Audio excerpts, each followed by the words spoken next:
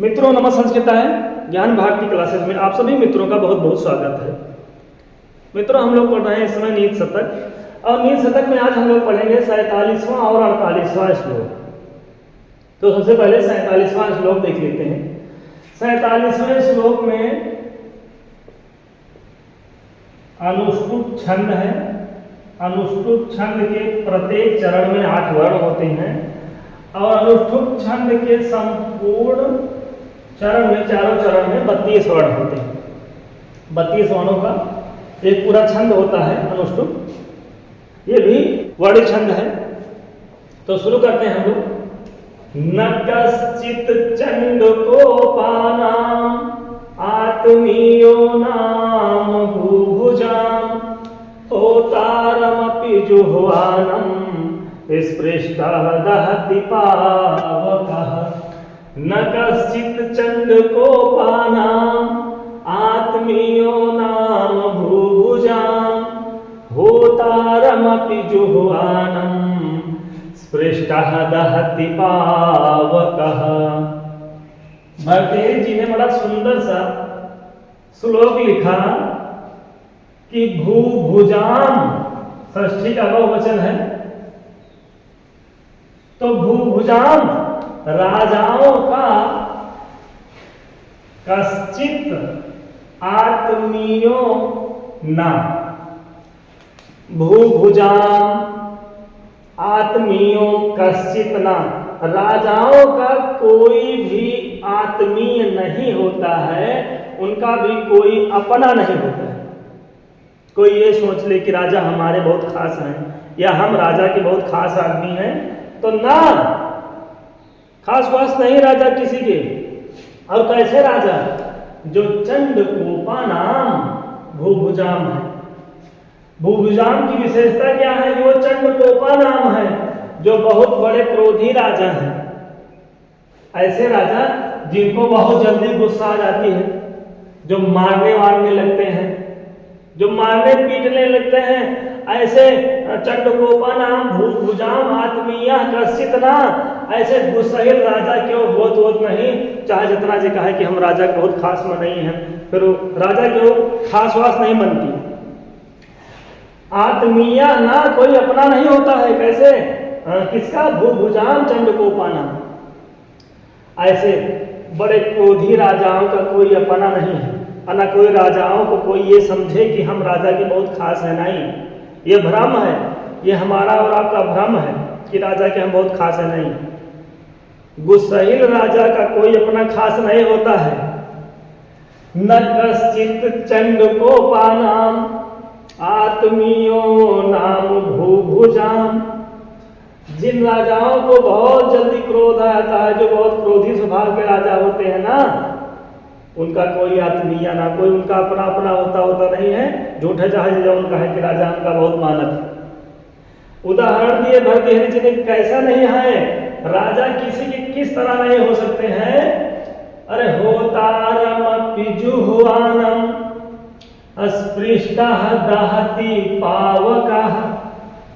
कह राजा की सेवा आप चाहे जितनी करिए, राजा के दरबार में आप चाहे रात दिन काम करते रहिए, अगर वो क्रोधी राजा है, वो गुस्सैल राजा है, तो फिर छोड़िए वड़िए ना क्या होगा। कैसे? तो कहीं जो जुह्वानं होतारम होता है, जो हवन करता होता है, जुह्वानं होतारम, आहुति डालने वाला जो होता है ना, उसको भी जब पावका होती है ना, वो जब वो स्पृष्टा हो जाती है, छू जाती है, तो पावका तो दहत, आग को जलाती ही है। आग के मुंह में कोई हवन डाले, आग के मुंह में जो हवन करता होते हैं, हवन डालते हैं, हवन डालते रहते हैं, उनको खिलाते हैं, प्रसन्न करते हैं, आग और ऊपर प्रज्वलित होती है। तो कहें आग को चाहे जितना खिलाते रहो, और अगर जरा सी आग छुई हवन करता को, हाथ में लगी, तो फिर तुरंत जला देगी। जैसे उन्होंने कहा कि आग किसी की नहीं होती है, पावका दहत, आग जला देती है। कब? स्पृष्टा, आग छू जाने पर जला देती है। और किसको? कोई बाहरी व्यक्ति को नहीं जलाती है कि दूर खड़ा है उसको जलाएगी, नहीं। जुह्वानं होतारम, जो उसमें हवन डालता है, जो आहुति डालता है आग में ना, तो उसी हवन कर्ता को आग जलाती है। राजा लोगों से जो दूर रहते हैं उनको राजा कभी नुकसान नहीं पहुंचाते हैं, कोई मतलब ही नहीं रखते हैं। लेकिन अगर उनको कोई अपना समझ ले और वो अपने साथ रहने वाले व्यक्ति को ही पहुंचाते हैं हानि, तो वही बात कह रहे हैं कि चाहे जितना आग में हवन डालो, चाहे जितना उसमें खिलाओ पिलाओ हवन डाल करके आग को, नहीं, जैसे है अगर वो स्पृष्टा, जैसे हवन हाथ में छुई आग, वैसे उन्होंने कहा कि फिर तो दहा दी, फिर तो जला देगी, फिर छोड़ेगी नहीं। होतारमपि जुह्वानं अस्पृष्टः दहति पावकः। जुह्वानं होतारम, अरे आहुति डालने वाले होता को भी जो आग होती है, जब अस्पृष्टा तो दहत, तो फिर जला देगी। इसीलिए भर्तृहरि जी ने कहा कि न कश्चित् चंडकोपानां आत्मीयो नाम भूभुजाम। जो बहुत क्रोधी स्वभाव के राजा होते हैं ना, ऐसे राजाओं का कोई अपना सगा वगा होता नहीं है। क्यों? क्योंकि जैसे आग हवन कर्ता को जला देती है, आहुति डालने वाले को जला देती है ना, तो वही भर्तृहरि जी कह रहे हैं कि कश्चित, कोई भी अपना नहीं होता, कोई भी उनका सगा नहीं होता है। जो बहुत क्रोधी स्वभाव के राजा होते हैं उनका कोई अपना नहीं होता, उनका कोई अपना खास नहीं होता है, उसी तरह नहीं होता है। उसी तरह अपने लोगों को भी नहीं छोड़ते हैं। जैसे आग अगर छू गई, आग जरा से स्पर्श हुआ तो आग तुरंत जला गई। वचन करके हम लोग आगे निकलते हैं। न कश्चित् चंडकोपानां आत्मीयो नाम भूभुजाम होतारमपि जुह्वानं अस्पृष्टः दहति पावकः। पावकः मतलब अग्नि, दहत मतलब जला देती है, करता है, और ये क्रिया है। अस्पृष्टा मतलब छू जाने पर। जुह्वानं होतारम, हवन करता को, हवन डालने वाले होता को भी। भूभुजाम, भूभुज होता है राजा, अब भूभुजाम है षष्ठी का बहुवचन। कश्चित कोई भी, चंडकोपा नाम जो बहुत ज्यादा क्रोधी स्वभाव के राजा होते हैं, और चंडकोपा नाम किसके लिए है? भूभुजाम के लिए है। आत्मीय मतलब अपना। तो ये हो गया 47वां श्लोक। अब आगे हम लोग पढ़ते हैं इस 48वें श्लोक को, और इस 48वें श्लोक में मंदाक्रांता छंद है। मंदाक्रांता मंद मंद गाया जाता है, और इसमें भी 17 वर्ण होते हैं। मंदाक्रांता छंद में 17 वर्ण होते हैं। 4, 6 और 7 पर यति होती है। 4, 6 और 7 पर यति होती है। पहली यति चौथे वर्ण पर, दूसरी 6वें वर्ण पर, और फिर आखिरी यति होती है 7वें वर्ण पर।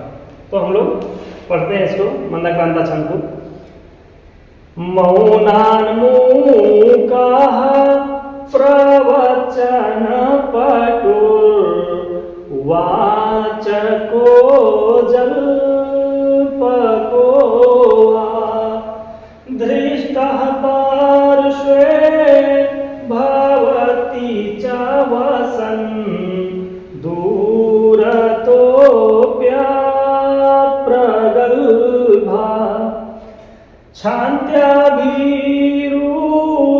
यदि न सहते प्रायसो नाभिजाता सेवाधर्मः परमगहनो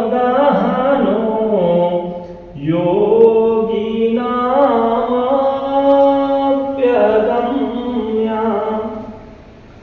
सूक्ति है, ये सूक्ति है, और पूछते भी बहुत हैं कहाँ की लाइन है, तो नील शतक की है। भर्तृहरि जी ने लिखा है, सेवाधर्मः परमो गहनो योगिनामप्यगम्या।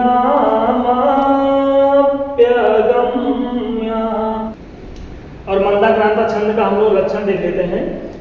मंदाक्रांता बुधिर सन गई मौभनौ तौ गयुग्मम्। मंदाक्रांता बुधिर सन मौ भनौ तौ गयोगमम् मौनान्मूकाः प्रवचनपटो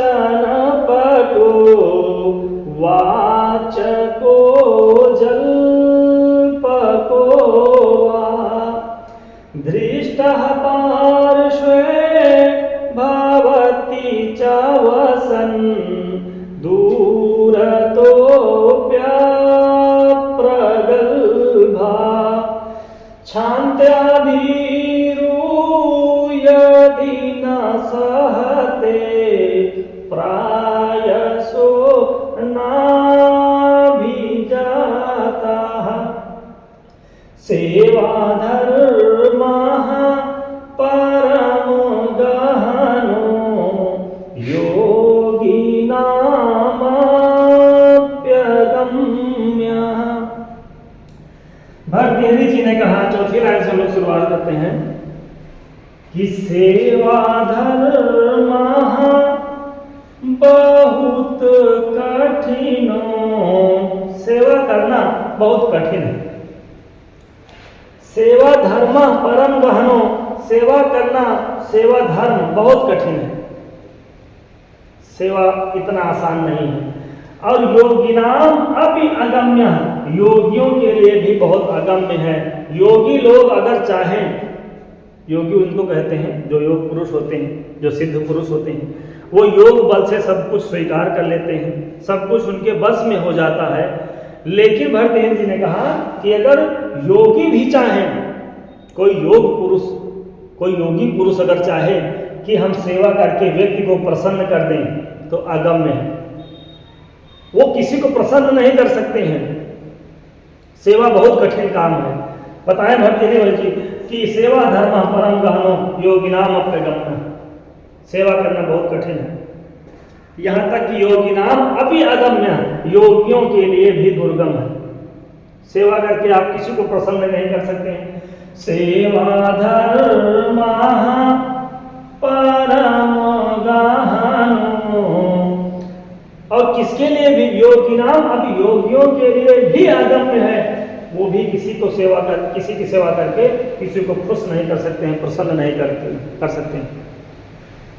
आगे कहीं अगर कोई सेवक, मान लो कोई सेवक हो, वो सेवा कर रहा हो, किसी के यहाँ कोई नौकर हो, कोई सेवक हो, सेवा कर रहा हो, तो अगर वो सेवक मौनान्मूकाः, अगर वो मौन रहे, कोई ऐसा नौकर है, कोई ऐसा सेवक है जो बहुत ना बोलता हो, चुप रहता हो, मौन रहता हो, तो अगर कोई सेवक, कोई नौकर मौन है, कोई नौकर अगर मौन है तो कहते हैं मूक है। अरे गूंगा है कहाँ? कोई मान लो ऐसा नौकर हो जो ज्यादा ना बोलता हो, शांत स्वभाव का हो, शांत रहता हो, तो क्या कहते हैं? उसको कहते हैं गूंगा है। प्रवचन पटु हो तो वाचको जल्पको, और अगर मान लो प्रवचन पटु हो जाए, थोड़ा बोलने में होशियार हो, ज्यादा बोलता हो, अगर वो चुप रहता है तो कहते गूंगा है, और वो कहते जी सर, यस सर, आया सर, गया सर, इस तरह से अगर बोलने लगा तो समझ लीजिए वाचको जल्पको, कहते हैं बड़ा वाचक है, बड़ा जल्पक है, बड़ा बड़बड़िया है, बहुत बोलने वाला हो गया। चुप रहा था तो कहें गूंगा है, और अगर बोल दे, जरा सा बोल दे, तो उन्होंने कहा वाचको जल्पको, वाचक कहेंगे अथवा जल्पक कहेंगे, बड़बड़िया कहेंगे, बहुत बोलने वाला कहेंगे। अधृष्टः पार्श्वे, अगर पास खड़ा रहे, मान लो नौकर चाकर अपने मालिक के पास, अपने मालिक के सामने खड़ा रहे, तो कहते हैं बड़ा ढीठ है, खोपड़ी चढ़ा रहता है हमेशा, जब देखो तब अपना है सर पर चढ़ा रहता है, पर खड़ा रहता है सामने। तो धृष्टः पार्श्वे परम गहनो योगिनामप्यगम्य, अगर पास में कहते हैं बड़ा ढीठ है। भवति च वसन् दूर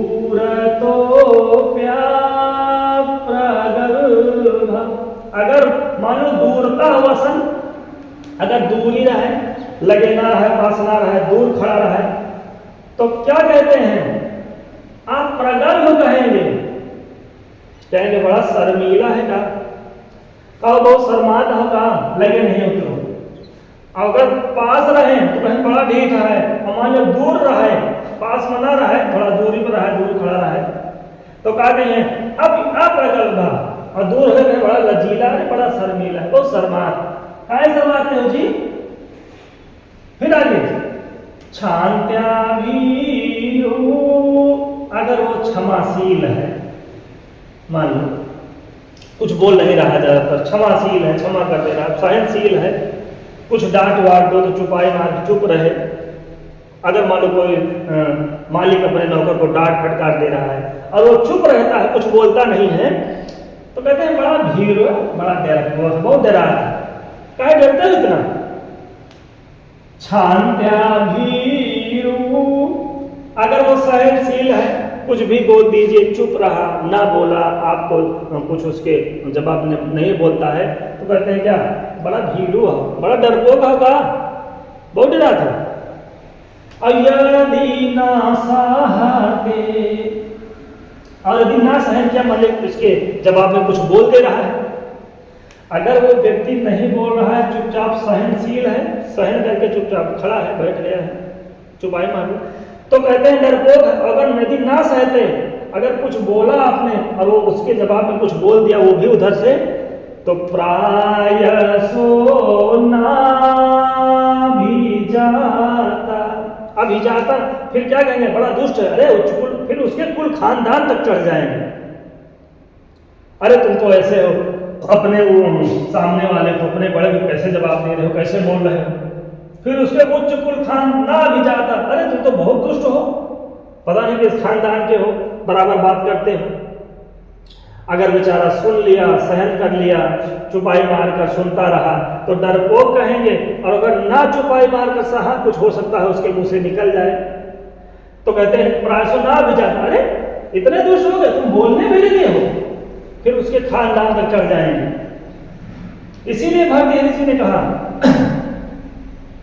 कि सेवा धर्म परम गहनो योगी नामाप्यगम्य। सेवा धर्म, सेवा करना बहुत कठिन है।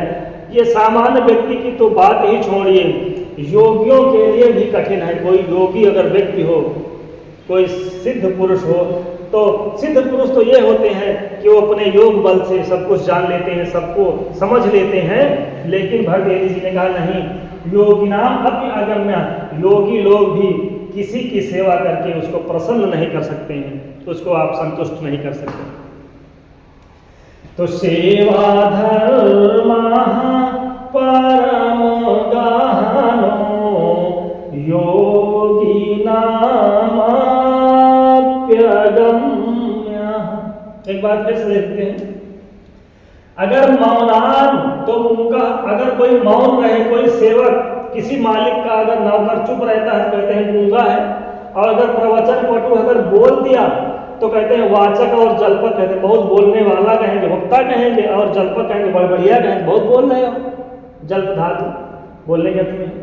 और अगर धृष्टा पार्श्व अगर पास में खड़ा रहे कहेंगे बहुत ठीक है, खड़े रहा था हमेशा सामने हमारे। और अगर वसन दूरता, अगर दूरता भवत, अगर दूर रहता है, वो थोड़ा दूर खड़ा रहता है, तो कहते हैं अप्रगल्भा, कहते हैं बहुत लचीला हो, क्या शर्माते हो जी। और अगर क्षांत्या तो भीरू, अगर सहनशील है, किसी की बातों को सुनने के बाद कुछ जवाब नहीं देता है, चुपाई मारकर सुनता रहता है, तो कहते हैं बड़ा डरपोक है।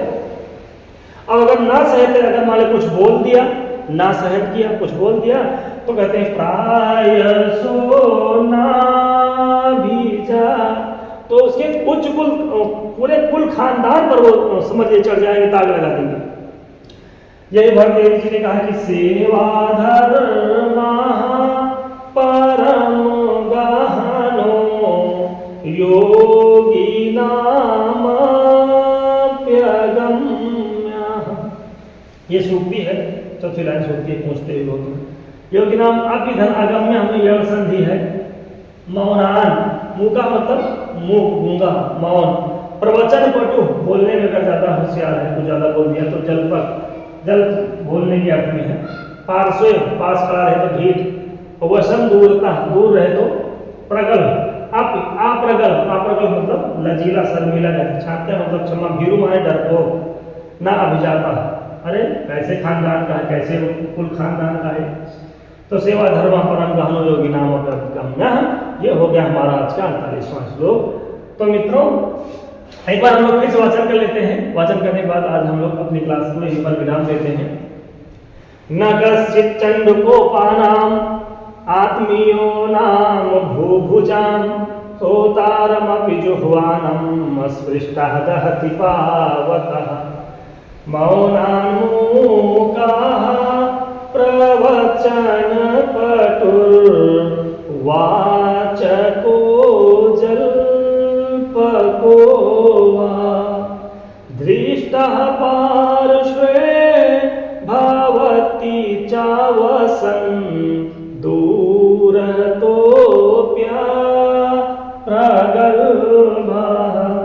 क्षान्त्या भीरु यदि न सहते प्रायशो नाभिजातः सेवा धर्मः परमो गहनो योगिनामप्यगम्य।